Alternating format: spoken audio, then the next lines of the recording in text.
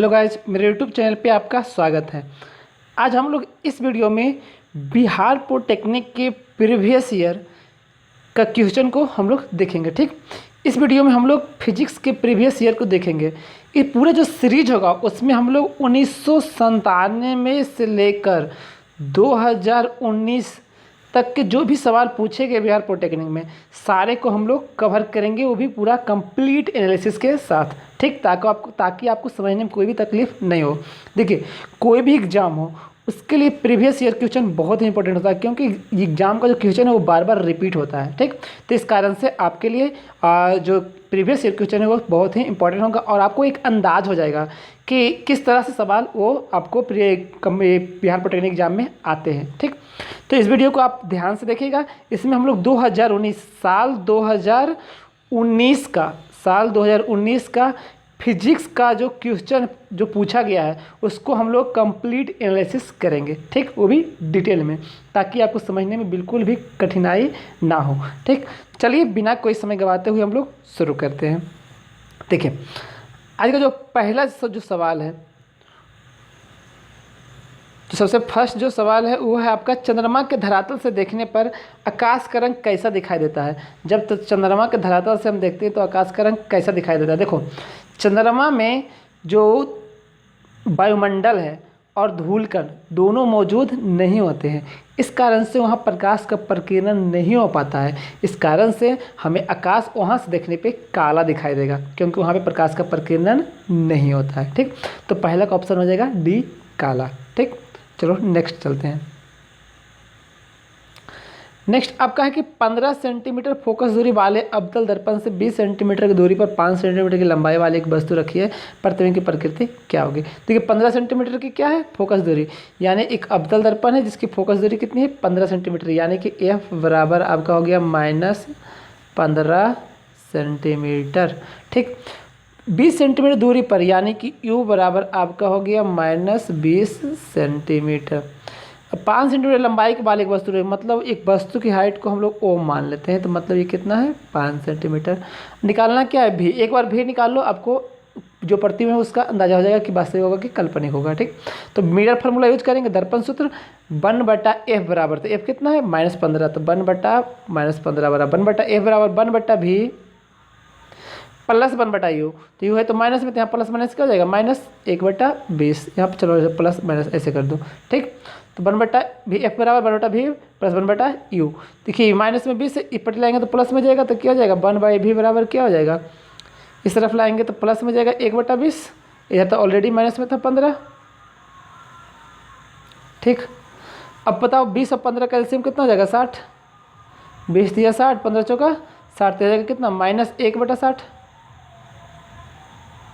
यानी जो 1/V बराबर -1/60, तो V बराबर क्या हो जाएगा, -60 सेंटीमीटर। ठीक, समझ गए।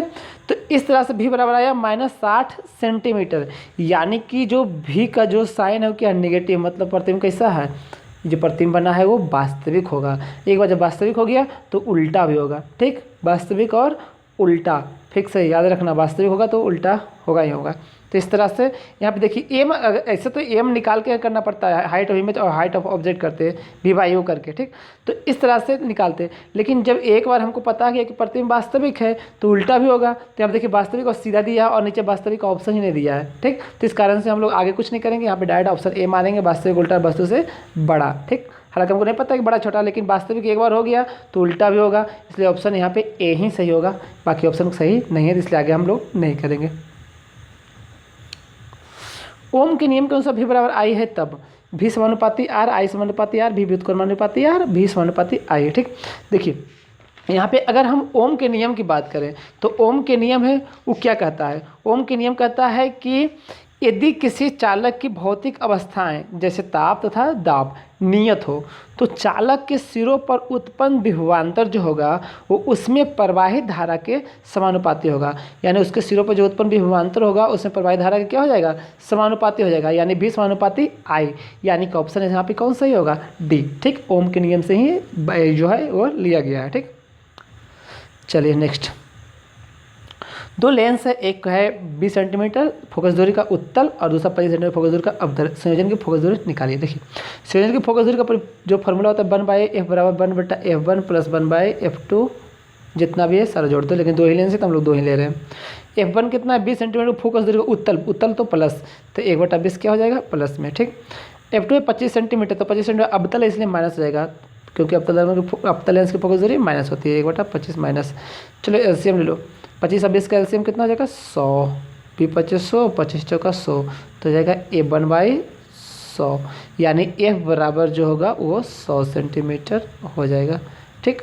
1/f बराबर हो गया 1/100, तो f बराबर कितना हो जाएगा 100, यानी इसका आंसर होगा 100 सेंटीमीटर, यानी कि ऑप्शन बी यहाँ पे होगा 100 सेंटीमीटर। ये चीज़ बिल्कुल ईजी है। देखो यदि आपको बेसिक कॉन्सेप्ट क्लियर है, बेसिक आपको पता है, तो आपके लिए ये सब सवाल बहुत ही ईजी होते हैं, ठीक। चलो नेक्स्ट देखते हैं। अगला एक विद्युत परिपथ में विद्युत धारा को नियंत्रित करने के लिए प्रयोग किया जाने वाला यंत्र, यानी विद्युत धारा को नियंत्रित करने वाला यंत्र होता है धारा नियंत्रक, ठीक। चलो आगे बढ़ो जल्दी से। एक व्यक्ति समाचार पत्र को सहजता से पढ़ने के लिए आंखों से दूर रख कर पढ़ रहा है। देखो कोई भी चीज़ दूर रख कर पढ़ रहा है, मतलब दूर की जो वस्तु है उसे स्पष्ट दिखाई दे रही है। जब दूर की वस्तु स्पष्ट दिखाई दे रही है तो दूर दृष्टि दोष। देखो जो स्पष्ट दिखाई दे वही दृष्टि दोष लेना, क्योंकि नाम के साथ कन्फ्यूजन मत कर लेना, ठीक है। निकट दृष्टि दोष मतलब निकट उसको दिख रहा है सही से, निकट दिख रहा है स्पष्ट तब निकट दृष्टि दोष, दूर स्पष्ट दिख रहा है तो दूर दृष्टि दोष, ठीक। अब भाई एक बात आप बताओ कमेंट सेक्शन में देना कि जब दूर दृष्टि दोष होगा तो कौन सा लेंस यूज करेंगे, निकट दृष्टि दोष होगा तो कौन सा लेंस यूज करेंगे।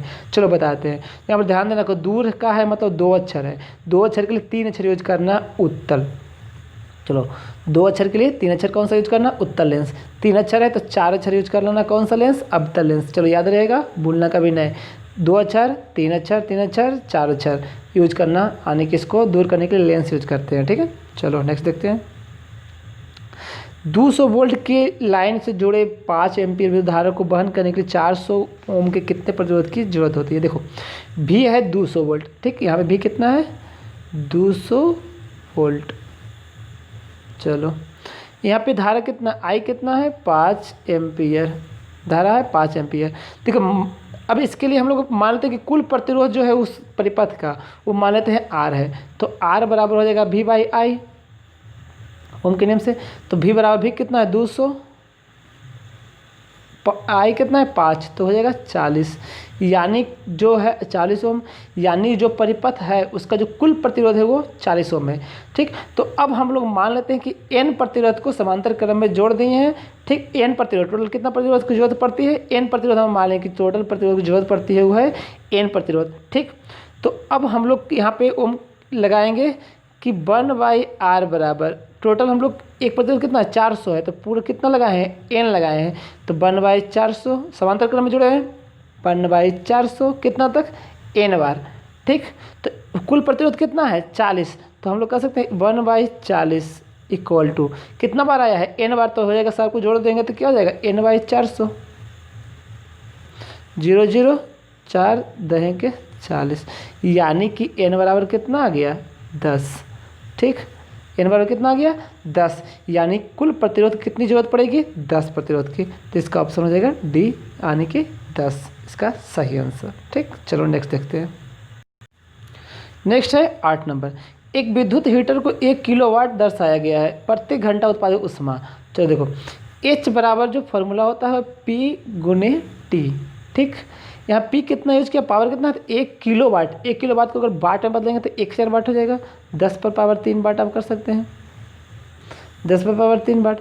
अगर हम घंटा को मिनट सेकेंड में चेंज करेंगे तो 60 मिनट, उसके बाद सेकेंड में करेंगे तो 60, तो कितना हो जाएगा 10⁻³ इधर हो जाएगा और यहाँ पर हो जाएगा 3600, यानी 3600 × 10⁻³ ये 6 तो इसलिए जूल हो जाएगा। देखो 3600 × 10⁻³ कहाँ है, यहाँ पे ऑप्शन सी 3600 × 10⁻³ जूल इसका सही आंसर। चलो नेक्स्ट देखते हैं। नेक्स्ट एक अवतल दर्पण द्वारा वस्तु का आभासी प्रतिबिंब प्राप्त करने के लिए वस्तु रखी होनी चाहिए, ठीक। तो यानी अवतल दर्पण के सामने कहाँ वस्तु रखे ताकि प्रतिबिंब कैसा हो, आभासी हो, आभासी मतलब दर्पण के पीछे हो। देखो एक पोजीशन होता है कि ध्रुव और फोकस, ध्रुव और फोकस के बीच अगर वस्तु रखते हैं तो प्रतिबिंब बनता है दर्पण के पीछे। कहाँ बनता है? दर्पण के पीछे। दर्पण के पीछे जब बनता है तो वो होता है कैसा? आभासी, क्योंकि यहाँ प्रकाश किरण वास्तव में नहीं मिलती है। ठीक, तो इसका आंसर होगा फोकस और ध्रुव के बीच में। देखो कहाँ पे कौन सा ऑप्शन होगा? वक्रता केंद्र पर नहीं, वक्रता केंद्र और मुख्य फोकस के बीच नहीं, मुख्य फोकस पर नहीं, मुख्य फोकस और ध्रुव के बीच इसका सही आंसर होगा। देखो आपको अगर जानना है कि वस्तु कहाँ रखेंगे, प्रतिबिंब कहाँ बनेगा, चाहे दर्पण उत्तल हो चाहे अवतल हो, तो इसके लिए हम लिंक में डिस्क्रिप्शन में एक लिंक दे देंगे जहाँ पे इंफॉर्मेशन और इमेज का एक वीडियो है, प्रॉपर वीडियो बनाया गया है, वो देख लीजिएगा तो आपको सारा क्लियर हो जाएगा। ठीक, तो डिस्क्रिप्शन जाकर जरूर देखना। नेक्स्ट 10th, मानव नेत्र में प्रवेश करने वाले प्रकाश की मात्रा को नियंत्रित कौन करता है? मानव नेत्र में जो प्रवेश करती है प्रकाश, उसको नियंत्रित कौन करता है? चलिए देखते हैं। पहला ऑप्शन है परितारिका, दूसरा है श्वेत पटल, तीसरा दृष्टि पटल, तीसरा चौथा है आँख की पुतली। तो इसका आंसर होगा परितारिका। परितारिका जो है वो प्रकाश की किरण की मात्रा को नियंत्रित करता है, कंट्रोल करता है। ठीक, भली भांति कार्य करने के लिए पवन ऊर्जा की जनित्र की न्यूनतम लगभग पवन गति क्या हो? पवन कितनी न्यूनतम पवन गति हो ताकि पवन विद्युत जनित्र है वो आराम से काम कर सके? तो इसका जो आंसर होगा वह 15 किलोमीटर प्रति घंटा इसका सही जवाब है, देख लेना। नेक्स्ट, एक चालक में 5 मिनट में 1500 कूलम्ब के आवेश प्रवेश करते हैं, 1500 कूलम्ब को आवेश निकलते हैं, तो विद्युत धारा क्या होगा? ठीक, तो सबसे पहले हम लोग चार्ज की बात करें। कितनी है? क्यू जो है चार्ज वो कितनी है? 1500 कूलम्ब है। 1500 कूलम्ब इसका चार्ज है क्यू। ठीक है, अगर टाइम की बात करें तो टाइम कितना ले रहा है? 5 मिनट। 5 मिनट को घंटा में बदलें तो 5 गुने 6 60 यानी कि 300। ठीक, सेकेंड में कितना होगा? 300 सेकेंड हो गया। अगर आई की बात करें तो आई बराबर होता है क्यू बाई टी। क्यू कितना है? 1500। एक बार डालते हैं, क्यू कितना आया था? सॉरी, आई बराबर क्या था? Q by T. ठीक, क्यू था कितना? 1500। टी कितना था? कितना था? 5 गुने 60 तो कितना था? 300। 2 0 2 0 15 15। आई बराबर कितना गया? 5 एम्पियर। आएगा 5 एम्पियर, यानी कि इसका सही जवाब होगा ऑप्शन बी 5 एम्पियर। चलो नेक्स्ट देखते हैं। चलो नेक्स्ट देखो, यदि आवर्धन m बराबर है 1.5 प्लस तो क्या होगा? देखो m बराबर कितना है? 1/1.5। m का फॉर्मूला था m बराबर height of image by height of object. ठीक, तो 1.5 है, 1.5 को लिख सकते हैं 3/2। 3/2 बराबर क्या है? आई अपॉन ओ। तो इधर कर देंगे तो हो जाएगा आई इक्वल टू 3/2 ओ। हो जाएगा कि नहीं? यानी कि यहाँ पे इमेज जो है वो ऑब्जेक्ट से क्या है? बड़ी है। इमेज जो है वो ऑब्जेक्ट से क्या है? बड़ी है। ठीक, और यहाँ पे m देख रहे हैं क्या है? पॉजिटिव है।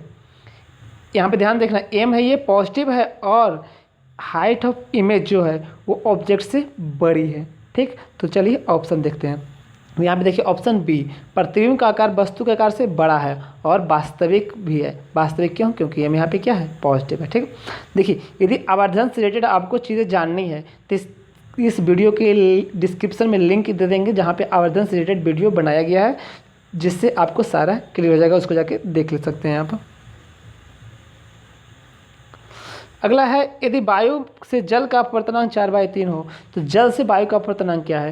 देखो यानी कि म्यू दिया, किसका म्यू दिया है? वायु से जल का अपवर्तनांक, यानी कि यहाँ पे जल का अपवर्तनांक दिया है वायु से रिलेटेड कितना? 4/3। पूछ रहा है इसका उल्टा, तो उल्टा के लिए आप अगर उल्टा करते हैं 1/, अगर लेते हैं इस तरह से, ठीक, तो ये हो जाएगा, इसको भी उल्टा कर देंगे तो हो जाएगा 3/4, जो कि आ जाएगा इसका उल्टा, यानी कि आ गया जल से वायु का अपवर्तनांक। क्योंकि जिसे ये उल्टा किए तो ये भी उल्टा हो जाएगा, तो ये आपका किसका अपवर्तनांक आ गया? जल से वायु का, क्योंकि ये भी रिवर्स हो जाता है। ठीक, तो इसका आंसर होगा कौन सा? 3/4, यानी कि इसका आंसर होगा ऑप्शन बी। नेत्र विशेषज्ञ द्वारा लेंस की शक्ति इतना बताई गई है तो f बराबर बताइए। ठीक, कौन सा है? ठीक, देखो यहाँ पे p दिया हुआ है 2.5, p कितना दिया है? 2.5। हमको f निकालना है, तो p और f का फॉर्मूला आपको पता होना चाहिए कि p बराबर क्या होता है? 1/f, यानी f अगर इधर करेंगे तो f बराबर 1/p, यानी f बराबर हो जाएगा 1/2.5। अगर यहाँ से इस तरह से करेंगे तो 5 5 25 5 दूनी 10 तो 2/4, यानी कि सेंटीमीटर में, यहाँ पे देखो सारा सेंटीमीटर में है तो सेंटीमीटर 100 होता है। ठीक, अगर सेंटीमीटर को हम सेंटीमीटर में बदलेंगे चलो यहाँ पे देखो, ये फोकस दूरी है वो क्या है, सेंटीमीटर में है, तो सेंटीमीटर का ही फॉर्मूला हम लोग यूज कर लेते हैं डायरेक्ट। क्या उतना लगाना कि P बराबर क्या यूज करता है, 1/f।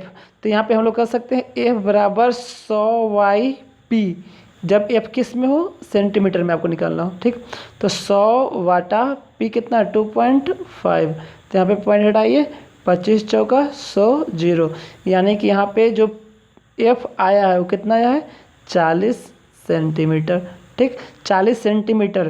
तो यहाँ पे पॉजिटिव आया है, तो पॉजिटिव किस लेंस की फोकस दूरी पॉजिटिव होती है, तो उत्तल लेंस की फोकस दूरी पॉजिटिव होती है। तो इसका देखो आंसर कहाँ पे है, ए बराबर 40 सेंटीमीटर उत्तल लेंस, ऑप्शन सी इसका सही होगा। तो यानी कि इसका सही जवाब होगा 40 सेंटीमीटर का उत्तल लेंस, ऑप्शन सी।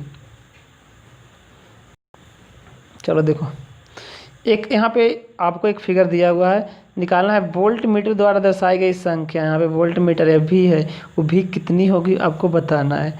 चलो देखते हैं। देखो कुल जो प्रतिरोध है वो कितना है, 2 6 6, यानी कि 6 6 12 ओम, 12 ओम कुल प्रतिरोध है।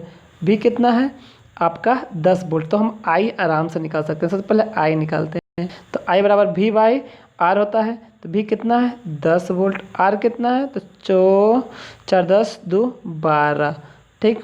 तो कितना हो गया 10/12 एम्पियर क्या बन गया आपको। यहाँ पे 5/6 भी कर सकते हैं, 5/6 एम्पियर क्या हो गया, धारा। यानी जो परिपथ है इसमें धारा कितना बह रहा है, तो 5/6 एम्पियर। यानी कि यहाँ पर भी जो होगा वो धारा कितना बहेगा, 5/6 एम्पियर, ठीक। तो यहाँ पे भी निकाल सकते हैं। तो भी निकालने के लिए क्या करना पड़ेगा, आई आर। भी बराबर क्या होता है, आई आर। तो यहाँ पे आई कितना था, आई जस्ट हम लोग निकाले थे अभी, कितना था 5/6 एम्पियर, ठीक। आई आर कितना है इसमें 6, तो 6 और 6 कितना हो गया, कट गया, तो बचा कितना, तो फाइनली भी बराबर कितना बचा, 5 वोल्ट। सिर्फ यही बचा 5 वोल्ट, यानी कि यहाँ पे जो भी होगा वो कितना हो जाएगा, 5 वोल्ट, ऑप्शन सी, ठीक।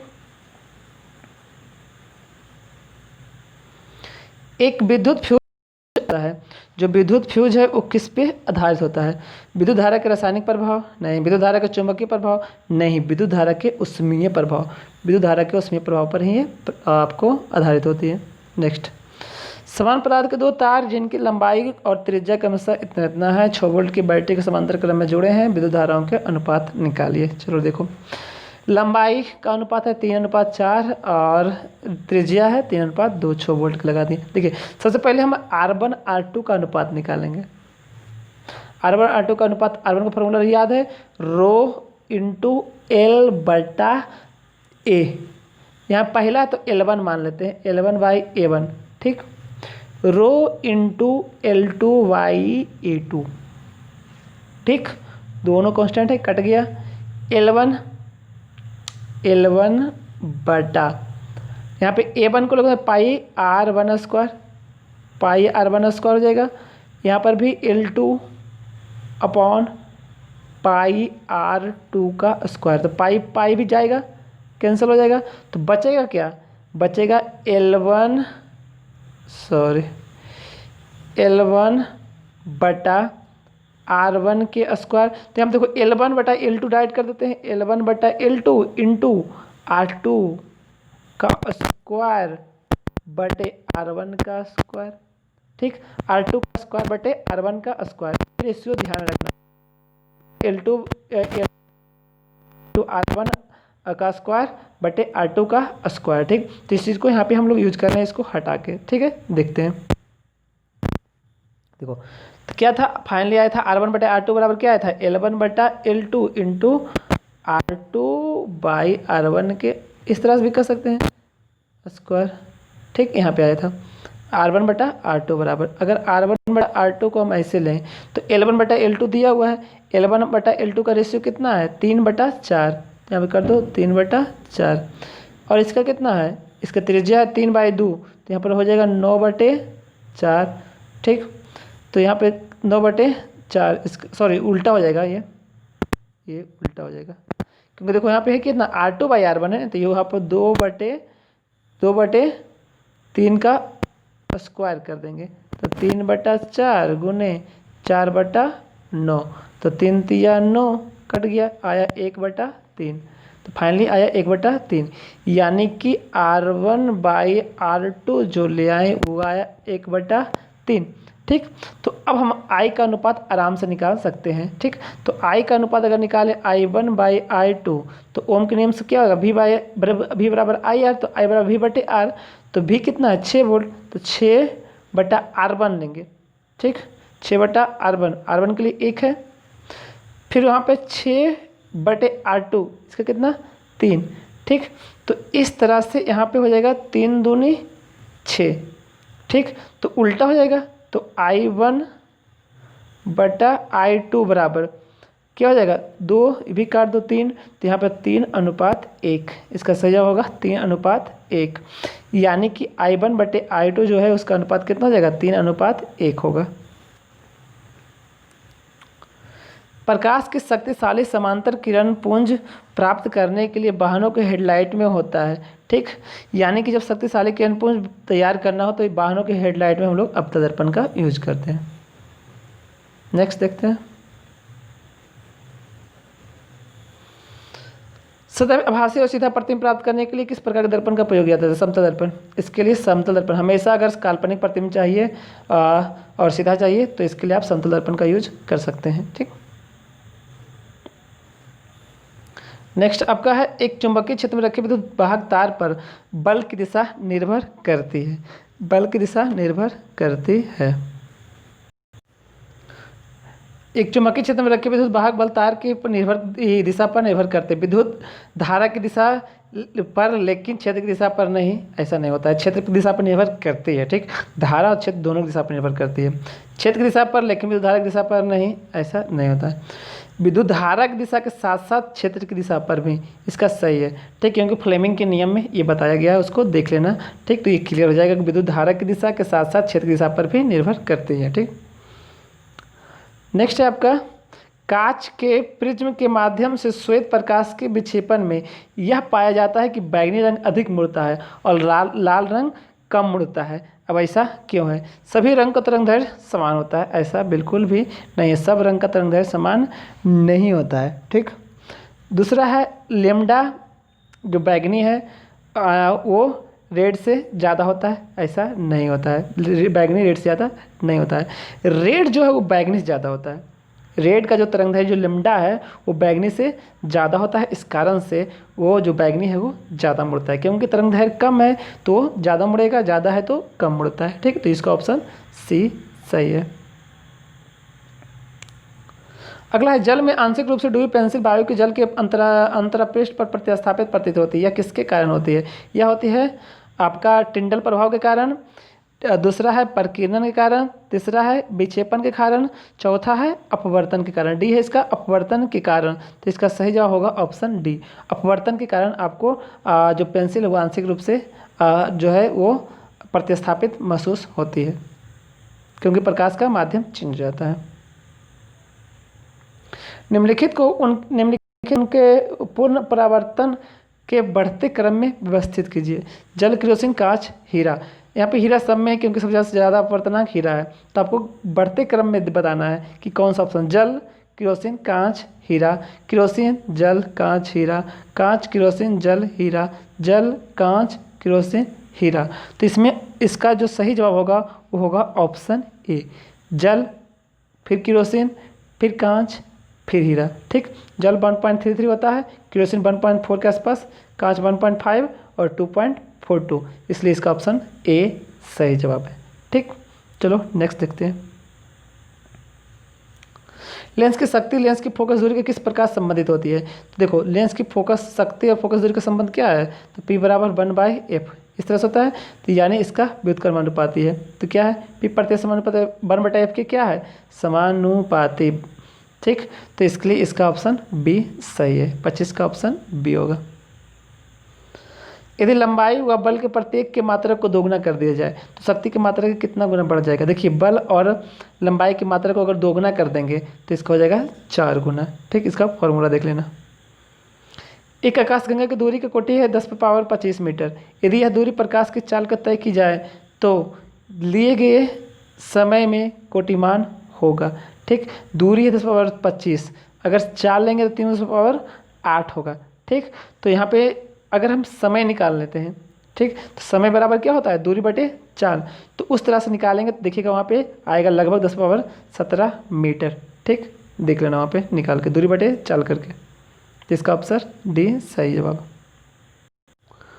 तो नेक्स्ट है मीटर पैमाने द्वारा दो छड़ों की लंबाइयाँ क्रमशः 50 सेंटीमीटर 10 सेंटीमीटर नापी गई है। मीटर पैमाने के अल्पतमांक 1 mm है। ठीक, दोनों नापों में किसको अधिक परिशुद्ध माना जाएगा। चलो ठीक है, देखो यानी कि अधिकतम 1 mm की त्रुटि संभव है। ठीक, अगर पहली नाप में अधिकतम संभावित त्रुटि निकाले, पहली नाप में अधिकतम संभावित त्रुटि निकालेंगे तो कितना हो जाएगा 0.1/50। पहला 50 1 mm संभव है तो 0.1, अगर परसेंटेज निकालें तो 100 कर दो। ठीक, तो अब यहाँ पे लगता आएंगे 0, यहाँ पे होगा 500, यहाँ पे 2 0 खा जाएगा, हो जाएगा 1/5%, यानी कि 0.2%। यानी कि पहले नाप में 0.2% की त्रुटि अधिकतम हो सकती है। चलो दूसरा नाप देख लेते हैं। दूसरा सेकेंड नाप होगा 0.1, क्योंकि सब अधिकतम इतना संभव है, बाई 10 सेंटीमीटर नापा 10 गुने 100, तो पॉइंट हटाओ कट गया, मतलब कितना परसेंट 1%। दूसरा में 1% त्रुटि अधिकतम हो सकता है, अब पहला में 0.2% त्रुटि हो सकता है। तो इसके लिए सबसे जो अच्छा है वो क्या रखा गया है, तो इसके लिए सबसे जो बेस्ट है वो होगा पहला नाप से, क्योंकि इसमें त्रुटि मात्र कितना अधिकतम हो सकता है 0.2%। तो इसका आंसर होगा ऑप्शन ए पहली नाप को। ठीक, चलो नेक्स्ट देख लेते हैं।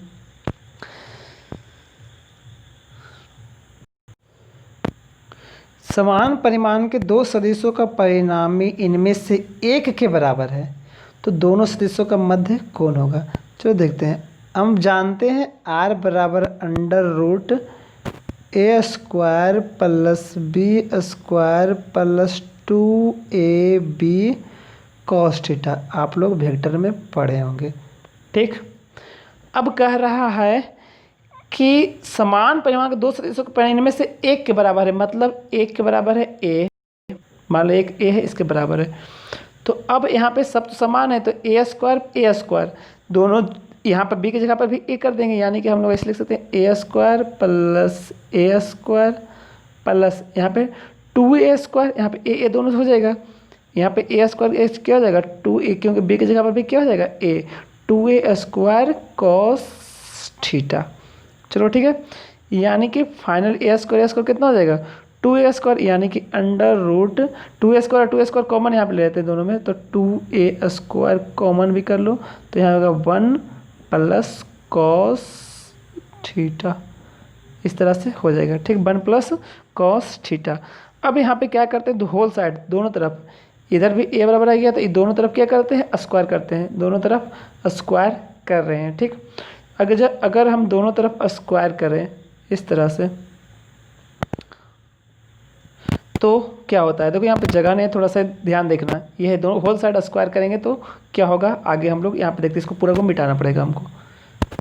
जब दोनों साइड स्क्वायर करेंगे तो यहाँ पे आ जाएगा a² बराबर हो जाएगा 2a², रूट यहाँ पे हट जाएगा तो हो जाएगा 2a² और फाइनली 1 + cos थीटा। इतना बचा, क्योंकि सिर्फ रूट यहाँ पे क्या हुआ हट गया। अब यहाँ पे a² तो गया काम से। ठीक, तो हो जाएगा 1/2, यानी 1/2 = 1 + cos थीटा। अगर cos थीटा की बात किया जाए तो एक प्लस में साइड माइनस में जाएगा, तो यानी कि 1/2 माइनस, तो -1/2 बचेगा, तो -1/2 कितना होता है, थीटा कितना होना चाहिए, तो थीटा बराबर हो जाएगा 120 डिग्री, यानी एंगल हो जाएगा 120 डिग्री। थोड़ा सा देख लेना उधर भी, क्योंकि हमारे पास स्पेस नहीं था, इस कारण से नहीं कर पाए थे। ठीक, तो उसको ध्यान से थोड़ा मर्ज कर लेना। चलो लास्ट क्वेश्चन देख लेते हैं। चुंबकीय क्षेत्र रेखाओं के गुणधर्मों के संबंध में निम्नलिखित में कौन सा कथन सत्य नहीं है। वे उत्तरी ध्रुव से निकलती है और दक्षिण ध्रुव में प्रवेश कर जाती है, सही है। वे बंद परिपथ बनाती है, बिल्कुल सही है। जब दो चुंबकीय रखी जाती है तो प्रतिच्छेद करती है, वह शक्तिशाली चुंबकीय क्षेत्र के पास पास रखी होती है, ठीक। तो इस कारण से इसका जो सही ऑप्शन होगा वो ऑप्शन सी है, जो कि सही नहीं है, क्योंकि जब दो चुंबक रखी जाती है तो वो प्रतिच्छेद नहीं करती है, क्योंकि जहाँ पे प्रतिच्छेद करेगी वहाँ पे उसकी जो डायरेक्शन होगी वो दो हो जाएगी, यानी एक बिंदु पर चुंबकीय क्षेत्र की दो दिशा होगी, जो कि संभव नहीं है, यानी कि इसका ऑप्शन सी है, जो कि सही है, ठीक। तो चलिए हम लोग इस वीडियो में जो 2019 का जो भी फिजिक्स का सारा जो प्रीवियस क्लियर कर दी है, तो अगला जो वीडियो आएगा वो हो जाएगा 2018 का, ठीक। और 2019 का केमिस्ट्री का भी वीडियो इसी चैनल पे आपको मिल जाएगा, ठीक, केमिस्ट्री और मैथमेटिक्स दोनों। तो चलिए जुड़े रहिए इसके साथ, देखने के लिए धन्यवाद। और एक बात और लास्ट में, अगर अच्छा लगे तो लाइक कीजिएगा और शेयर करना मत भूलना, ठीक, ओके। तो चलिए देखने के लिए धन्यवाद, आपका दिन शुभ हो।